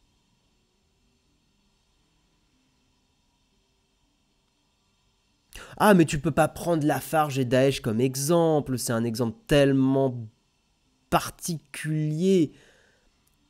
c'était ce qui s'est passé avec Lafarge et Daesh. C'est déjà Daesh n'est pas un pays et le groupe Lafarge n'est pas un État. Alors après, c'était lié à l'État français, je veux bien, mais enfin, tu peux pas prendre cet exemple pour dire que deux pays en guerre gardent du commerce. Ah oui, d'accord, bah, tu m'as fait peur. Oui, oui, oui, j'étais là, quoi. Mais en tout cas, bah, si tu trouves des exemples plus précis, je veux bien aller dans ton sens. Même, je vais pas du tout. Je pense qu'il parle de l'URSS et de l'Allemagne. Non, mais attention, oui, bien sûr que dans l'histoire, enfin, l'histoire n'est jamais manichéenne. Évidemment qu'il y a eu des pays en guerre qui probablement ont continué de commercer sur certains aspects. Mais vous pouvez pas dire que deux pays en guerre continuaient de commercer comme avant quand ils étaient pas en guerre. Enfin, ça marche pas, c'est pas possible. Enfin, voilà. Il y a un gros côté de domination et d'inégalité dans le commerce international. Ah mais non, mais bien sûr, mais ça c'est un autre débat, bien sûr. Ah oui, ouais, ouais, mais tu vois, Bad Babylon, ce qui est... faut que tu fasses attention, parce que... Mais c'est pas un reproche, hein, je t'envoie pas une pique, mais tu mets un commentaire en affirmant quelque chose qui paraît... en faisant une vérité générale, en disant, mais si, si, c'est comme ça. Et quand je te demande des exemples, tu me dis, je vais chercher. Euh, mais je t'en veux pas, hein, moi aussi, ça m'est arrivé de dire des trucs, et puis, bon, je me suis mis à chercher, et puis je trouvais pas. Mais... euh, il est trop classe, le blog. On l'a acheté chez Twitch directement. Mais... Mais oui, oui, bah Olek qui est pas. Enfin, il me semble qu'Olek aussi, t'as quand même une petite culture de tout ce qui va être conflit géopolitique. Effectivement, normalement, des pays en guerre sont rarement en train de se faire des bisous niveau commerce, hein. Bref, allez, on avance dans le mug, il est 9h04, c'est bien, on est pas mal dans les temps. Et nous allons terminer avec un article des numériques. Merci Reoxys pour le sub, merci énormément. Merci du soutien, 8 mois d'abonnement, merci de ta fidélité. Nous allons terminer avec un article des numériques. CATL dévoile une batterie 2 fois plus dense destinée à faire voler des avions. Spécialisé dans la production de batteries lithium-ion, le chinois CATL a dévoilé une batterie possédant une densité énergétique 2 fois supérieure à celle des batteries actuelles. Elle pourrait être intégrée à de futurs avions électriques de tourisme. Leader sur son segment, l'industriel chinois CATL ne se repose pas sur ses lauriers et a dévoilé le 19 avril, au cours du salon de Shanghai, une batterie lithium baptisée Condensed Battery, dotée d'une densité énergétique de 500 Wh par kilogramme. Une densité 2 fois supérieure à celle affichée par la batterie de nouvelle génération Kirin du constructeur. A titre de comparaison, les batteries 4680 qui équipent la Tesla Model Y présentent une densité de 244 Wh par kilogramme. Dans la pratique, cette nouvelle batterie pourrait permettre à des voitures électriques de décupler leur autonomie ou de s'alléger pour aller chercher davantage des performances. Non mais c'est super intéressant ce qui se passe. On se prend à imaginer des voitures citadines à la fois plus légères et plus endurantes que la Peugeot E208. Sans que l'on dispose de plus de détails, ces nouvelles batteries utiliseraient des matériaux optimisant le transport des ions dans les cellules. Au-delà de l'automobile, CATL lorne du côté de l'aviation en annonçant que ces batteries sont suffisamment sûres pour être embarquées dans le ciel. Bon, en même temps, il ne va pas dire le contraire. Mais face au kérosène dont la densité énergétique approche les 12 kWh par kilogramme, donc là on peut voir la différence, hein. Le kérosène c'est 12 kWh par kilogramme et cette batterie c'est 20. Et donc la batterie de CATL, c'est 24 fois moins. C'est ça, hein. 12 kWh par kilogramme, ça fait 12 000 Wh. 12 000 divisé par 500, ça fait 24. C'est ça, hein. Ouais, si je suis pas trop mauvais en calcul. Donc, c'est ça? Ouais, c'est bien ça, merci. J'ai eu un doute. Donc effectivement, pour l'instant, vous voyez, ça donne. C'est bien de poser un chiffre là-dessus. Pour l'instant, technologiquement, on fait 24 fois moins bien que le kérosène. En termes de ce qui pourrait aller dans un avion, par exemple. Donc, ils ont dit 20 fois moins efficace. Ouais, 24 fois, précisément. Ok. Donc, ces batteries 20 fois moins efficaces seraient reléguées à l'électrification d'accessoires pour les avions de ligne ou chargés de propulser des avions hybrides et de petits aéronefs de tourisme. Ouais. Il y a encore du challenge là-dessus, hein. Et puis, encore une fois, il n'y a pas que le problème de ça. Quelle électricité... D'où vient l'électricité qui permet de recharger l'aviation? Parce que c'est bien beau aussi d'électrifier des choses, mais si ton électricité n'est pas propre non plus, si ton électricité elle tourne au charbon, comme c'est un peu le cas en Allemagne par certains aspects, en fait t'as pas du tout réduit le problème de l'écologie. Enfin t'as pas du tout, amélioré les problématiques écologiques. Donc bon. Fatiguez pas les avions électriques de masse, ça n'arrivera pas. Oui, je pense aussi, mais tu sais, après, Vossen, et je dis pas ça pour me rassurer faussement, mais s'il y a bien un truc avec la technologie dont il faut se méfier, c'est ça sera pas possible. Parce que je pense qu'il était inconcevable il y a plusieurs années enfin qu'il y a même 100 ou 200 ans, qu'on puisse appeler sans fil avec un téléphone. Je pense que c'était inconcevable. Donc c'est juste qu'il faut se méfier maintenant. En fait, non, maintenant, quand on parle d'écologie, le truc c'est quand. Parce que si vous me dites, on arrive à faire des avions électriques rechargés avec de l'énergie propre dans 5 ans, je vous dirais, franchement, ok, bon, l'écologie c'est la merde, mais honnêtement, c'est plutôt rassurant. Là, il y a absolument aucune date. Enfin, si c'est en 2060 qu'on arrive à le faire, ça marche pas du tout. En fait, on sera déjà dans la mouise. Donc tout est une question de timing. S'il y a des évolutions technologiques qui vont très très très très très très très vite, pourquoi pas? Voilà, maintenant je vous regarde droit dans les yeux, j'y crois pas une seule seconde. Enfin, là on a un défi écologique qui est bien plus, ça va pas suffire de faire des batteries 24 fois moins efficaces, quoi. Le développement des kérosènes synthétiques avec 6 fois moins d'émissions me semble plus probable que l'électrique à moyen terme. Ah non, mais il y a sûrement des choses qui vont évoluer. De toute façon, l'écologie va à la fois passer par une réduction drastique de notre consommation et des évolutions technologiques. Mais les évolutions technologiques ne représentent qu'une partie de la solution, une petite partie de la solution. En tout cas, c'est pas mes analyses à l'emporte-pièce, hein, c'est les analyses de beaucoup d'experts et d'expertes du sujet, hein, qui disent que pour lutter contre le dérèglement climatique, il va falloir surtout réduire énormément. Voilà. L'écologie, c'est de la merde, car selon moi, c'est les écologistes qui foutent le bordel. Je n'irai pas à dire un truc aussi généraliste, mais disons que tu as une partie de la classe politique française écolo qui, effectivement, me paraît pas... peut avoir des arguments intéressants à écouter, mais en fait, pour moi, c'est pas les meilleurs arguments. Voilà.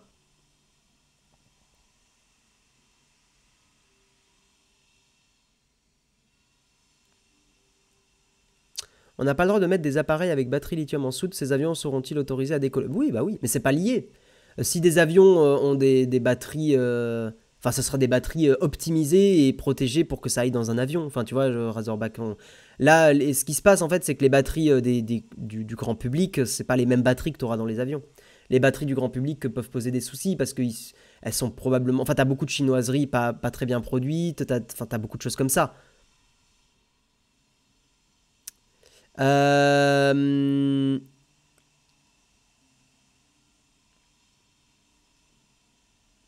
Ouais.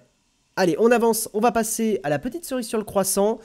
Pas d'annonce spécifique dans le mug aujourd'hui, mis à part donc que je le redis, le mug est en petite réduction vacances en ce moment. Donc Jérôme et Marion sont en vacances et pendant 2 semaines, vous aurez le mug le lundi, le mercredi et le vendredi. Voilà, car on est en effectif réduit. Et c'est la seule annonce, hein. Donc demain, pas de mug. Par contre, mercredi, mug. Voilà. Je vous propose qu'on passe tout de suite à la petite cerise sur le croissant. On va parler de youtubeur qui fait la transition parfaite avec l'aviation. Un youtubeur qui crache un avion. Let's go!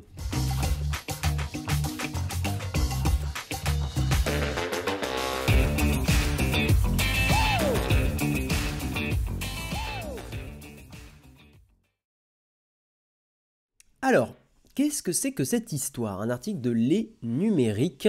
20 ans de prison pour le youtubeur qui a craché son avion pour une vidéo. Trevor Jacob, youtubeur aéronaute de son état, a peut-être gâché sa vie pour des vues. Après avoir orchestré le crash de son aéronef, il a plaidé coupable d'entrave à une enquête fédérale. Est-ce que cette vidéo est encore disponible? Tiens, on va essayer d'aller voir ça. À mon avis, YouTube a dû la dégager, mais... voyons voir, I crashed my airplane. I crashed my plane. Ah, elle est encore dispo, putain, mais j'aurais pas cru. Donc je vais la mettre sans le son. Donc c'est ce youtubeur-là, Trevor Jacob, qui avait un petit avion. Voilà, sauf que durant la vidéo, vu que j'ai un peu lu l'article avant de faire le mug, durant la vidéo, il a prétexté une panne de moteur. Et il a prétexté le fait de devoir voilà, sauter en parachute, ce qui évidemment, c'est vrai que voilà, quand on regarde ces images, enfin c'est des images qu'on voit très très peu. Donc effectivement, il a été obligé apparemment à cause d'une panne moteur de s'éjecter de son avion. Hein. Encore une fois, on sait qu'en fait maintenant on sait que c'est faux. Et donc c'est vrai que ça donne des images extrêmement impressionnantes, mais à quel prix? Hein, donc là, il avait une GoPro attachée à son avion. Et effectivement, bah, l'avion, voilà, c'est crashé contre la montagne. Voilà. Et donc, après, il a sauté en parachute. Et 20 minutes plus tard, il est allé chercher les restes de son avion pour aller récupérer effectivement le film, pour pouvoir publier sa vidéo. Mais tout ça est basé sur un mensonge, c'est-à-dire qu'il a prétexté, le fait qu'il y avait une panne moteur. Sauf que s'il y a bien des gens avec qui il ne faut pas plaisanter, c'est les gens qui gèrent l'aviation dans n'importe quel pays d'ailleurs. En général, ce ne sont pas des tendres, et à raison. On l'a vu notamment avec les drones, hein. Rappelez-vous, il y a une période où tout le monde utilisait ces drones DJI et tout ça, ça foutait un bordel pas possible. Et il y a des gens qui se sont pris des amendes assez vénères parce que l'espace aérien est quelque chose de très surveillé et très protégé. Effectivement, Caradoc, tu as totalement raison, hein. Il y aurait pu avoir des gens, des animaux, la forêt aurait pu prendre feu, bref, c'est débile. Ah non, mais il y a ce youtubeur, ce créateur de contenu n'a pas d'excuses. Enfin là, c'est compliqué de lui trouver des circonstances atténuantes ou quoi. Enfin là, il a vraiment fait ça uniquement pour les vues, uniquement dans un but effectivement pécunier, sans penser du tout aux conséquences de son acte. C'est un acte extrêmement grave. En vrai, très grave. Donc effectivement, 1 an et demi plus tard, après les faits, le pilote a admis devant la justice avoir orchestré ce crash dans le cadre d'une vidéo promo. En plus, c'est ça qui est le pire, c'est ce crash dans le cadre d'une vidéo promotionnelle pour un portefeuille crypto. Là, on a le bingo youtubeur. Vouloir faire une vidéo un peu trop impressionnante pour faire des vues, le portefeuille crypto, etc. Donc effectivement, Trevor Jacob a expliqué dans la vidéo souffrir d'une panne moteur. Il ouvre la porte de son avion et saute, perche à selfie à la main. Il localise la carcasse de l'aéronef, puis marche longuement pour retrouver ses congénères. Sauf que, bah évidemment, il y a une communauté de passionnés, hein, et la communauté des passionnés d'aéronautique a eu un gros doute. Ils ont regardé la vidéo, ils ont fait... Comment ça, une panne moteur? D'autant plus... Alors, dites-moi, mais mes gens sûrs dans le chat qui sont passionnés d'aviation, on est d'accord que normalement, un avion ou un aéronef voilà, est capable de planer. Donc normalement, il aurait très bien pu, même sans jus, il aurait pu planer, non? Pour essayer justement d'atterrir... Alors ça aurait pas été un atterrissage agréable, hein. Je suis pas un expert, donc... Ouais, voilà, Taywin il dit oui, Pépé Necro il dit oui. Mais on est d'accord, hein, tu peux planer. Alors après, attention, je dis pas que... Hein, ça dépend lesquels, mais dans ce cas, oui, voilà, c'est ça, des avions aussi légers que celui qui est dans la vidéo, normalement, tu peux... je dis pas que tu t'en sors bien et tout, mais normalement, effectivement, il faut une certaine vitesse, ça décroche. Planer, c'est bien, mais il faut atterrir. Quand tu as un problème d'avion, tu as autre chose à penser qu'à filmer. Ouais, en plus, clairement. Au-dessus d'une forêt, pas simple pour atterrir. C'est vrai, c'est vrai. Encore faut-il avoir un terrain à proximité. C'est vrai, mais en tout cas, bon, il y avait quand même moyen d'essayer de ne pas laisser l'avion partir n'importe comment. Bon, bref, ok. Les internautes enquêtent, publient à leur tour des vidéos pour décortiquer les faits et l'intentionnalité du crash. La FAA, excusez-moi, Federal Aviation Administration, enquête à son tour et conclut le 11 avril à la responsabilité du pilote vidéaste. Elle l'accuse d'un manque de soins, de jugement et de responsabilité pour choisir de sauter d'un avion uniquement pour enregistrer les images de l'accident. La FAA affirme également qu'il a récupéré puis éliminé l'épave, ah oui, en plus il a éliminé les preuves, à l'aide d'un hélicoptère pour ensuite faire main basse sur les caméras impliquées dans la catastrophe. Ce 11 mai, le youtubeur a accepté de plaider coupable du crime d'entrave à une enquête fédérale en détruisant délibérément l'épave d'un avion qu'il a intentionnellement écrasé dans le comté de Santa Barbara pour obtenir des vues en ligne. Ce crime pourrait conduire à une peine allant jusqu'à 20 ans d'emprisonnement. Ce serait cher payé pour un partenariat et une vidéo, même à 3 millions de vues. Trevor Jacob et The Ridge, l'entreprise avec laquelle il avait signé ce partenariat, n'a pas fait de commentaires. Ouais, excusez-moi, j'avais pas mis l'article, mais voilà. Bon, pas ouf cette histoire. Et c'est pas avec ce genre d'histoire que le métier de créateur de contenu, youtubeur, va être redoré, quoi. Santa Barbara, en plus, genre le coin des US qui crame en masse chaque année. GG le génie. Non, mais vraiment, c'est compliqué à défendre, hein.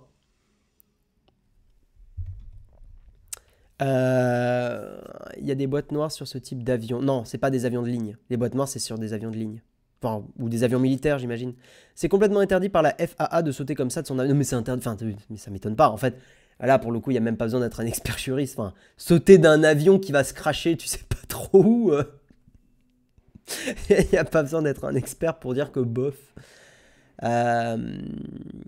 Oui, bon, on vit pas tous dans un monde tout plat. Il faut aussi trouver un endroit pour se poser. Ah oui, oui, non, non, mais tout à fait. Oui, j'avais pas pensé à ça tout à l'heure, mais vous avez raison, bien sûr. Après, des caméras sur tous les angles. Ouais, non, mais clairement, c'est vraiment... Regardez, mon avion crash. Et la caméra, elle filme de partout. Enfin, oui, oui, clairement. Planer pour amorcer rapidement une descente. Ouais. Même un gros Airbus, ça plane très bien. Ouais, c'est ce que j'avais cru comprendre. Hein. Même des avions de ligne sont capables de planer pendant un moment. Alors après, tu atteins quand même une certaine limite. Hein, voilà. Mais les avions de ligne sont capables de planer aussi, ouais. Après, il a l'air d'avoir préparé le crash de sorte à ce que rien de grave ne se passe. Je pense plutôt à une erreur humaine conne. Bah non, mais justement, Plune Céleste, c'est ce que dit l'article, c'est que c'est pas une erreur humaine, c'est volontaire. Il a dépollué en retirant l'épave, c'est le seul truc bien qu'il aura fait. Ouais, il a dépollué, mais il a masqué des preuves.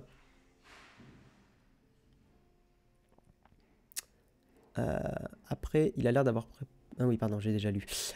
Il a dépollué en retirant l'épave. C'est le seul truc bien qu'il aura fait. Je t'ai déjà lu. Moi, à côté de chez moi, il y a des gars qui faisaient un barbecue dans une forêt en écovant niveau malin. Ouais, c'est compliqué. Hein. Il y a des gens, ils tiltent pas. Pour info, n'importe quel avion peut atterrir sans moteur à condition de respecter la vitesse de descente minimale pour planer. Ouais. J'imagine que ça demande quand même un peu une maîtrise de son véhicule. Par contre, les peines de zonzon pour ça sont vénères. Mais ça m'étonne pas. À 20 ans, enfin, je trouve ça... Personnellement, genre, a priori, c'est jusqu'à 20 ans. Mais ça me paraît pas déconnant que cette personne prenne au moins 5 à 10 ans de prison. C'est grave, hein. C'est grave. Et pourtant, je suis plutôt... voilà, la justice doit punir, mais doit aussi réinsérer. Mais bon, c'est compliqué, hein. Ça aurait pu être très, très grave, hein. Un avion qui se crache sur quelqu'un, des randonneurs... qui sont dans le coin, des animaux, une maison, enfin, ouais, tout est possible, quoi. Bah, 20 ans, c'est parce qu'il y a eu aussi des circonstances aggravantes, hein.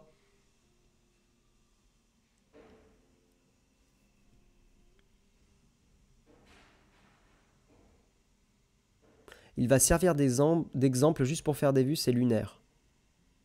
Puis tu peux jamais être sûr de comment ton avion va réagir. Bah, l'avion, il peut vriller dans un sens ou dans l'autre, évidemment. Je connais rien en avion, en tout cas, ma manucure est terminée. Eh ben écoute, bonne journée à toi, Anaïs. Très content d'avoir été ton compagnon de manucure. C'est certainement la dissimulation et l'entrave à une enquête fédérale qui va lui coûter cher. Ah oui, oui, aussi, ouais, bien sûr. Salut Jerry the Pilote, tu portes bien ton pseudo. On parle effectivement de pilotage et d'un YouTuber qui a crashé son avion. Il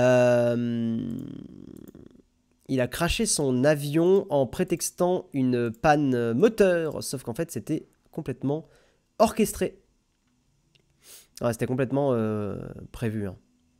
C'est vrai que là où il est avec son avion, ça n'a pas l'air d'être un endroit où on peut facilement atterrir. Hein. Il est vrai. Il est vrai, il est vrai. Attendez, je regarde un petit peu de plus haut. Oh, quoique, derrière, il y a quand même des plaines, il y a quand même des trucs. Hein. Il y a quand même des choses. Là, il y a quand même des plaines. Hein. Il y a du massif montagneux. Hein. Mais vous voyez, là en dessous, regarde, putain, en dessous, il y a une ville, quoi, où il y a un village. Hein. Non, non, ça aurait pu être très, très, très, très grave. Hein. Effectivement, là, il avance. Ouais, non, il y avait, il y avait des habitations pas si loin de là où il a crash. Hein. C'est grave, c'est grave.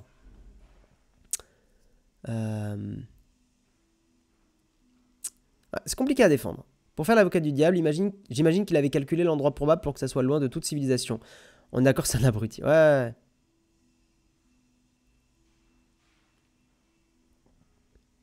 Certainement la dissimulation. Regarde le Air Canada 143, panne sèche avec un 767. Les pilotes ont réussi à planer jusqu'à une piste désaffectée à la poser. Ah ouais, stylé. Ouais, 767, c'est du gros engin. Voilà. Bon allez mesdames et messieurs, on passe au camp de fac, c'est le moment de l'émission où vous pouvez poser toutes les questions que vous désirez, même des questions sur du matos, des trucs que vous voulez acheter et tout ça. N'hésitez pas, on vous fait aussi du conseil à ce moment-là. C'est parti pour les camps de fac.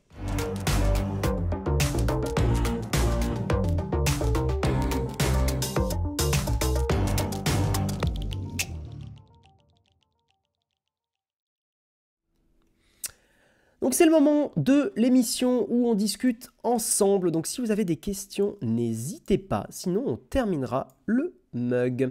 Quel casque tu me conseilles pour aller courir? Je te dirais que pour aller courir, c'est pas forcément un casque que je recommande.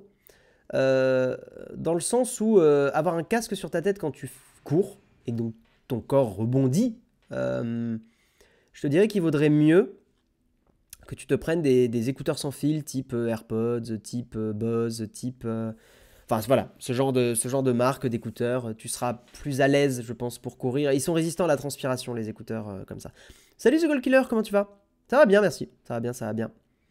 Ça vaut le coup de changer la batterie de son iPhone 12 Pro avec Apple, 110 €, batterie à 78%. Oui Anaïs.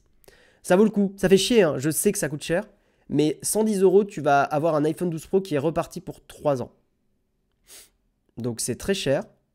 J'aimerais que ça soit plus ouvert et que tu puisses faire remplacer ta batterie, pas par Apple et que voilà. Mais oui, c'est un bon choix. Quand je cours, mes AirPods ne tiennent pas, je déconseille. Après, c'est toi déjà, Romain. Moi, pour le coup, les AirPods, pour en avoir déjà testé, quand je cours, ils tiennent très très très bien. N'importe quelle marque, enfin, n'importe quelle version d'AirPods tiennent très très bien. Alors, Jerry the Pilot, tu dis déjà, on ne monte pas dans un avion motorisé avec un parachute, sauf si on a l'intention d'en sauter. Ah ouais, tu montes pas dans un avion comme ça avec un petit parachute au cas où? Je sais pas. Il a clairement encore de l'altitude pour essayer de rallumer son moteur et assez de plaine pour tenter de se poser. Ce type d'avion a des vitesses d'approche très très faibles, clairement intentionnelles. Oui, c'est ça. Mais en fait, bon, je sais pas quel est ton niveau d'expertise, Jerry the Pilot. Est-ce que tu es vraiment pilote de ligne ou pilote tout court? Ce serait cool. Dans les deux cas. Mais merci de ta lumière. C'est super intéressant. J'ai le casque WH-100 XM5. Ah oui, t'as le XM5 de Sony, ouais. Pour courir, et ça va. Moi, je sais que j'aime pas trop les casques pour courir.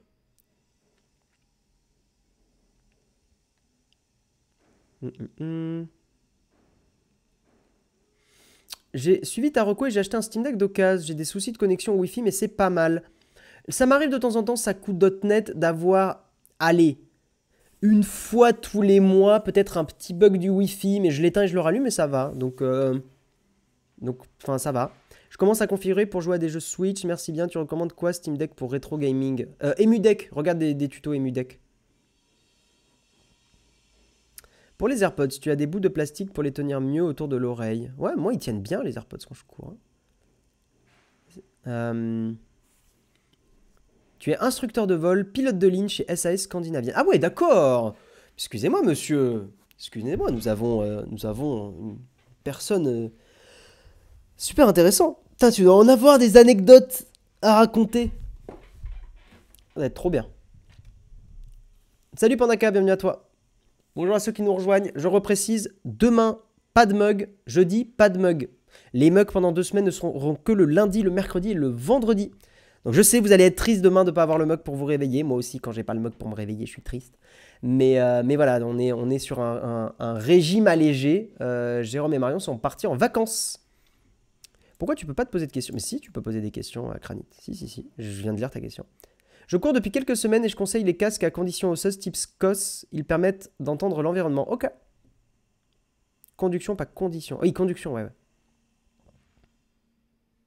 J'avais des écouteurs à conduction osseuse, mais j'ai rapidement eu des saignements de nez. Ah bon?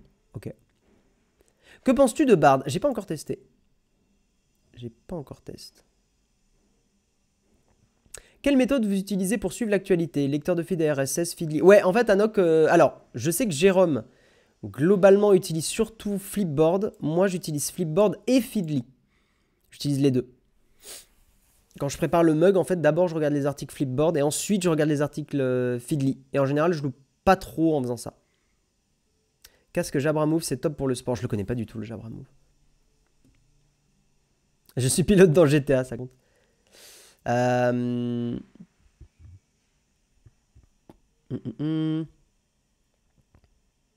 AirPods Pro tiennent de ouf. Ouais, moi ça tient très très bien les AirPods. Hein. Pro ou pas pro d'ailleurs. Personnellement, je peux pas mettre d'écouteurs sans fil. Ah, ok. Bah dans ce cas-là, oui, niveau casque, il faut prendre des casques, il faut regarder un peu les tests. Je suis pas un expert en casque audio, mais il faut regarder surtout les casques qui sont bien aérés pour pas que la transpiration s'accumule à l'intérieur, quoi. Parce que si vous commencez à avoir de la transpi dans vos casques, ça va être vraiment déjà dégueulasse. Et surtout, ça va être assez désagréable, quoi. Donc, prenez des casques avec surtout des matériaux, les coussinets, prenez-les en tissu, des choses comme ça, enfin des choses qui sont aérées, quoi. Vidéaste Pro, j'aimerais investir dans une Punky Light, Aputure 120D, toujours incontournable. Tu partirais sur quoi? Aputure, c'est bien. C'est du bon, c'est de la bonne marque. Tu seras pas déçu avec de l'Aputure. Salut, j'aimerais acheter un PC pour faire principalement tourner des jeux avec des graphismes très faibles, mais avec beaucoup de FPS en 1080p. Quelles caractéristiques il faut avoir sur son CPU, GPU ou autre? Bah, ce qui est cool, c'est que vu tes exigences, t'as pas besoin d'un truc très cher. Donc des configs, alors je suis plus un expert en config PC, mais tu as des configs maintenant pour ce que tu veux toi, à moins de 1000 euros, tu auras là, même 700 euros, tu auras déjà des configs qui seront très très très bien pour ce que tu veux faire. Aputure, non, c'est pas français Aputure, c'est chinois.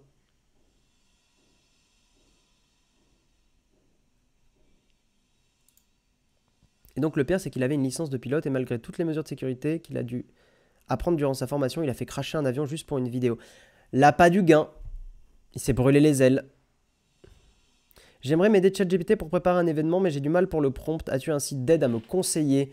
Regarde sur YouTube, Télévore. Tape prompt GPT sur YouTube et tu regardes les vidéos récentes.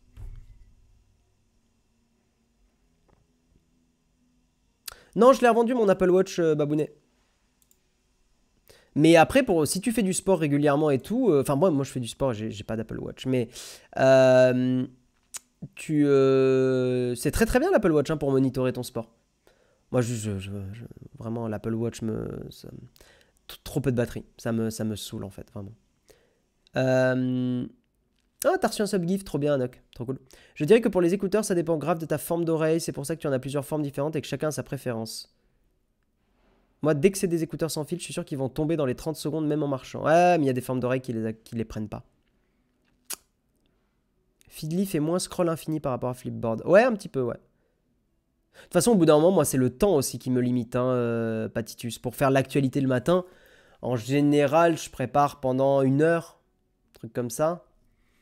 Et au bout d'un moment, bah, l'heure va vite, hein, le matin, l'heure va très très très vite. Donc en 1 heure, faut que je sois efficace, quoi. Et je peux pas me permettre de passer 1 heure à scroller Flipboard.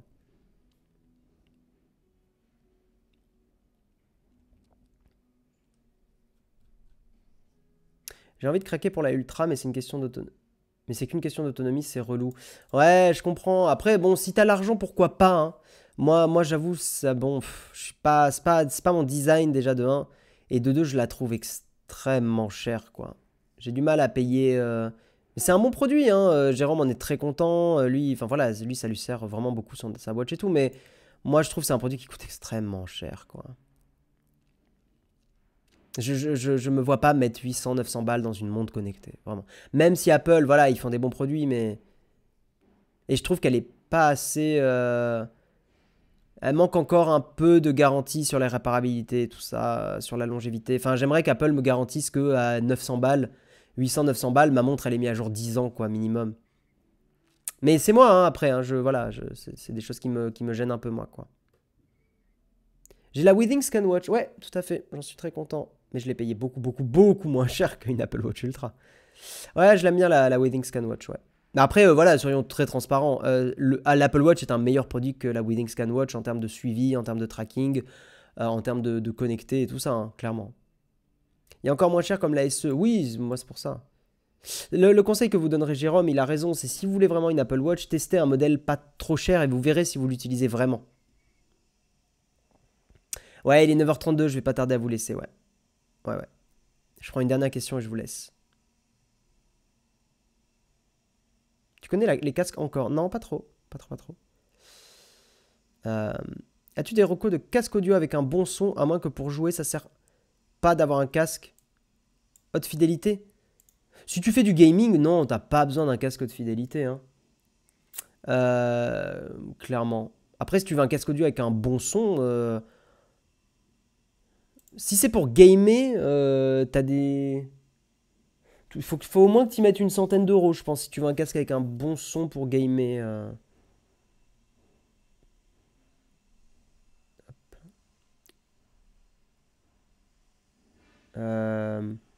J'arrive pas à cliquer sur ton message dans l'oreillette, Oleg. Ah si, c'est bon, pardon, c'est bon, j'ai réussi.